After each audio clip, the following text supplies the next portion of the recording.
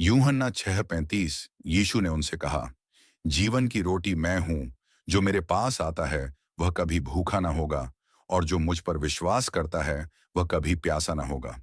इस वचन का अर्थ जब यीशु ने यह बात कही, तब उन्होंने अभी अभी हजारों लोगों को रोटी खिलाई थी। लोग फिर से उनके पास आए क्योंकि वे शारीरिक भोजन चाहते थे।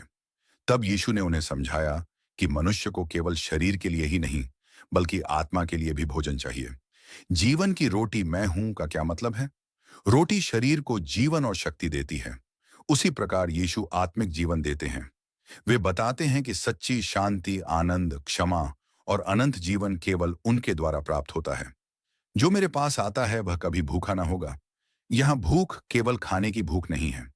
यह मनुष्य के भीतर की खालीपन, प्रेम की खोज, शांति की तलाश और परमेश्वर के साथ संबंध की इच्छा को दर्शाती है। जो व्यक्ति यीशु के पास विश्वास के साथ आता है, उसे जीवन का उद्देश्य और आत्मिक संतुष्टि मिलती है। जो मुझ पर विश्वास करता है वह कभी प्यासा ना होगा। प्यास आत्मा की गहरी जरूरतों का प्रतीक है।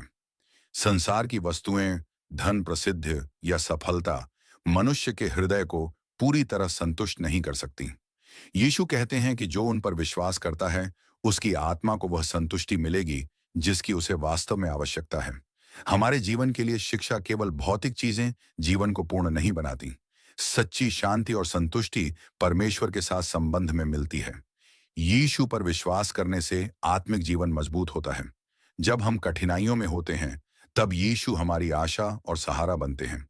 संक्षिप्त संदेश यूहन्ना 6:35 में यीशु स्वयं को जीवन की रोटी बताते हैं। जैसे रोटी शरीर को जीवित रखती है, वैसे ही यीशु आत्मा को जीवन, शांति और संतुष्टि देते हैं। जो व्यक्ति विश्वास के साथ उनके पास आता है, वह आत्मिक रूप से तृप्त होता है और परमेश्वर के प्रेम का अनुभव करता है।